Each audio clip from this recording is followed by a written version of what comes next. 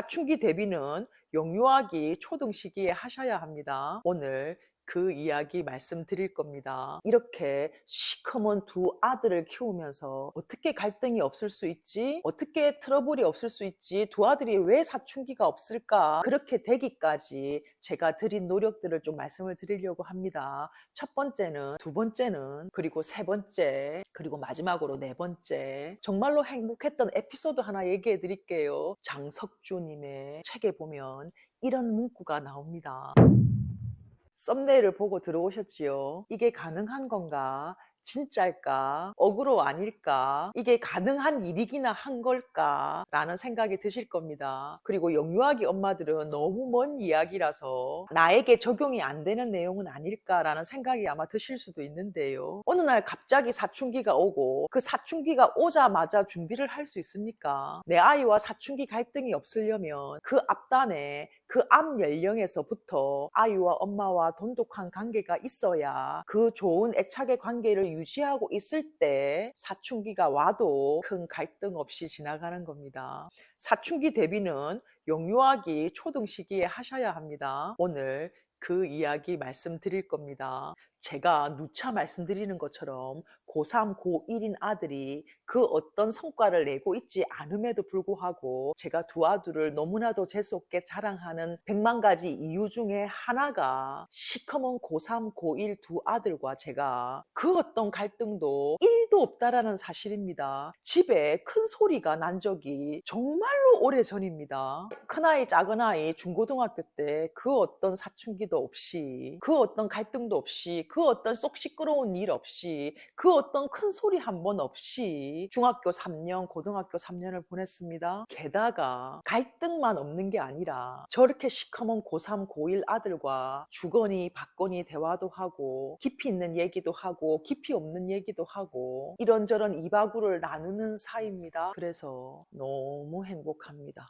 진짜 너무 행복합니다. 아이를 혼낼 일이 없다라는 거, 아이에게 잔소리할 일이 없다라는 거, 아이와 이런저런 대화가 된다는 거, 내가 속상해할 때 나의 속상함을 달래줄 수 있는 소서윗한 두 아들이라는 거, 큰아이, 작은아이가 좋은 대학을 가든 안 가든 너무 진심으로 너무너무 재수 없을 만큼 행복합니다. 정말로 행복했던 에피소드 하나 얘기해 드릴게요. 지금 작은아이가 명문고등학교 기숙사 학교에 들어가 있는데요. 월요일부터 금요일까지 핸드폰을 제출하고 금요일 저녁에 받습니다. 금, 토, 일, 3일은 핸드폰을 가지고 있는데요. 그 금, 토, 일 오전 자습, 야간 자습을 마치고 나면 늦은 저녁에 한 10시쯤 넘어서 그 비상 계단에서 작은아이가 제게 전화를 합니다. 뭐 제가 해낸 것도 아니고 지가 하고 싶어서 합니다. 밤 10시 주말 그 어두운 비상 계단에 쭈그리고 앉아서 작은아이가 자꾸 누군가에게 전화를 하니까 친구들이 지나가면서 혹은 또 궁금해서 묻더랍니다.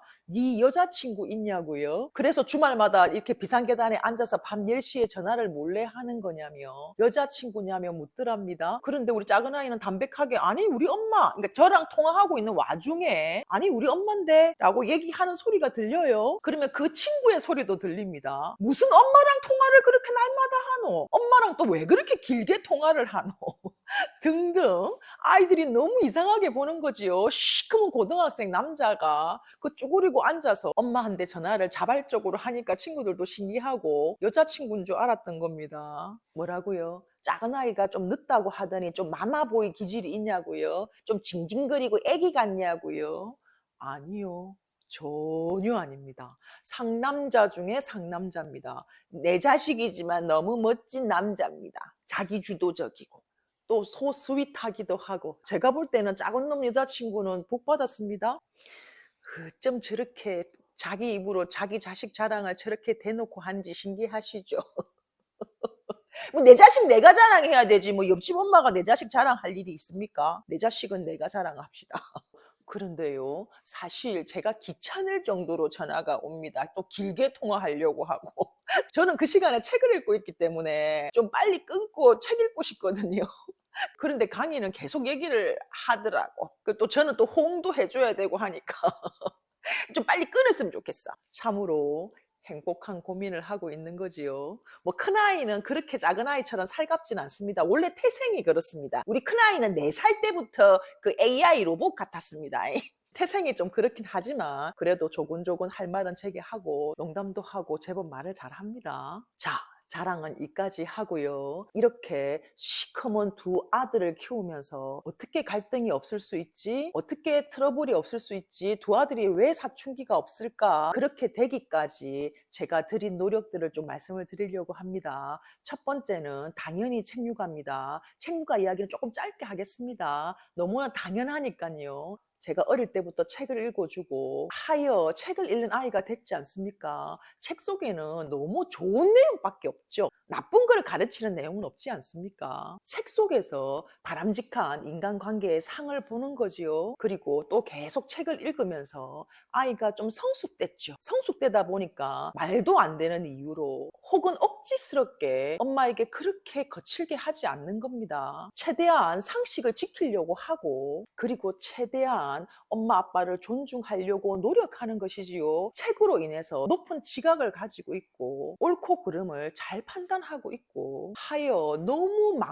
막무가내식으로 엄마 아빠에게 그 사춘기를 표출하지 않는 거지요. 적당한 선을 지키는 거지요. 그 선을 지키면서 엄마 아빠를 존중하고 자신의 감정을 컨트롤하는 겁니다. 두 번째는 제가 어릴 때부터 영유아기 특히 초등 시기까지 집중적으로 아이들과 정말로 많은 대화를 했습니다. 밤에 자려고 눕지 않습니까? 누우면 책 한 권 읽어준 뒤에 책 읽어주는 건 5분입니다. 나머지 30분, 40분은 두 아들과 누워서 이런저런 이야기를 나눴습니다. 뭐 제가 질문도 하고 어릴 때 이야기도 들려주고 하면서 정말로 많은 이야기를 하면서 잠이 들었거든요. 그것을 우리 큰아이는 자기가 스스로 밤 이야기라고 하더라고요. 엄마 우리 오늘 밤 이야기 하자. 엄마 우리 오늘 밤 이야기 안 해? 엄마 오늘 우리 밤 이야기 너무 짧게 했네? 엄마 나는 밤 이야기가 너무 좋았어. 라고 밤 이야기라고 우리 큰아들이 이렇게 명명하더라고요. 그 정도로 두 아들과 어릴 때부터 영유아기 초등 시기에 계속 얘기를 나눴다 보니 그 가라가 있는 겁니다. 그 관성이 어느 날 사춘기가 왔다고 해서 뚝 끊치는 게 아닌 겁니다. 오랜 세월 엄마와 대화를 해왔기 때문에 중학교를 갔고 사춘기가 와도 그 가던 관성으로 가는 겁니다.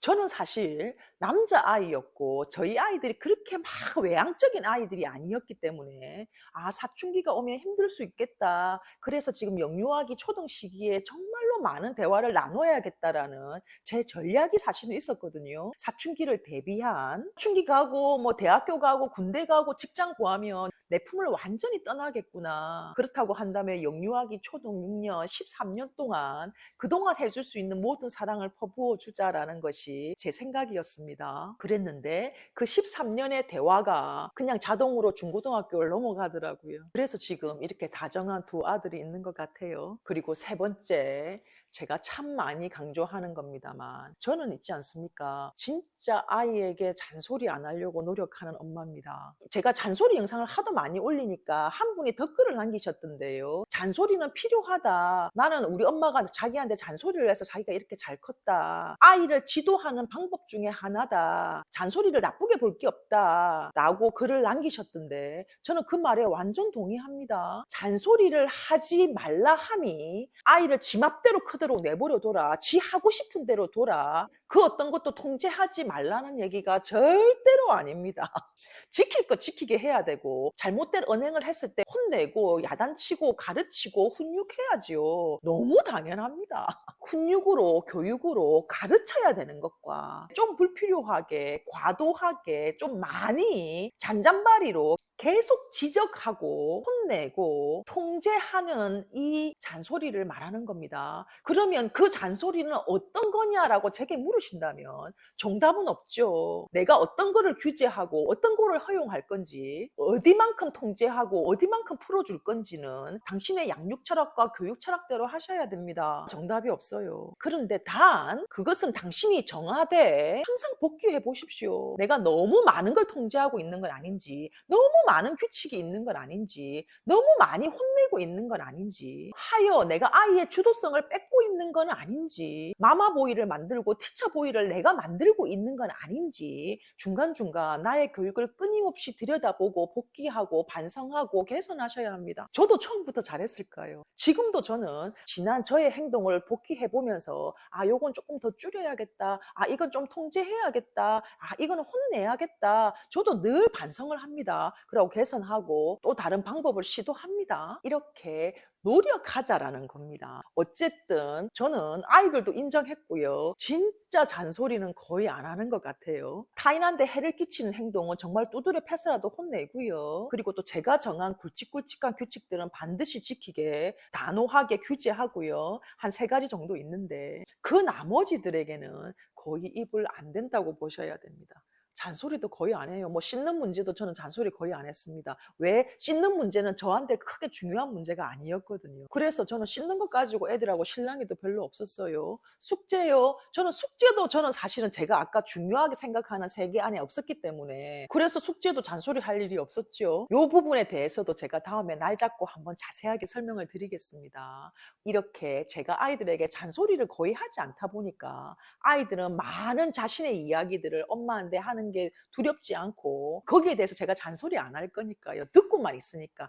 저는 귀명창이 되어서 아이들 이야기만 듣고만 있지 거기에 대해서 평가하고 주의를 주고 혼내지 않습니다. 그래야지 애들이 편하게 저한테 말을 하지요. 그죠? 그리고 마지막으로 4번째, 저와 아이들이 관계가 좋은 이유, 사춘기가 없는 이유, 사춘기가 도대체 뭔지 모르는 이유.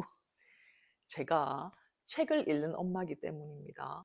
책을 읽는 엄마니 아이들이 저를 함부로 할 수 없는, 그게 의식적이든 무의식적이든 내가 엄마한테 함부로 할 수 없는, 존중해야 할 뭔가 어른다운 사람으로 비춰지는 거지요. 그런 엄마에게 함부로 물건을 던지거나 짜증을 내거나 문을 쾅 닫거나 시바시바 하거나 그러지 않습니다. 왜? 그럴 대상이 아니라고 느끼는 거지요. 본능적으로. 이렇게 사춘기가 돼서 아이가 나에게 함부로 할 때 이 아이 도대체 왜 이래? 라고 바라보지 마시고 죄송합니다만 내가 그동안 한 행동이 아이에게 그런 모습으로 비춰진 건 아닐까 한 번쯤 먼저 반성해 보는 그런 엄마가 되셨으면 좋겠습니다. 제가 고등학생인 시커먼 2 아들과 그 어떤 갈등도 없는 이유를 4가지로 설명했지만 이것을 통합해서 딱 하나만 얘기해 달라고 한다면 저는 진짜 책입니다. 아이들이 책을 읽고 제가 책을 읽으니 가정이 평화지대에 머물러 있는 것 같아요. 그 어떤 갈등 없이 장석주님의 내가 읽은 책이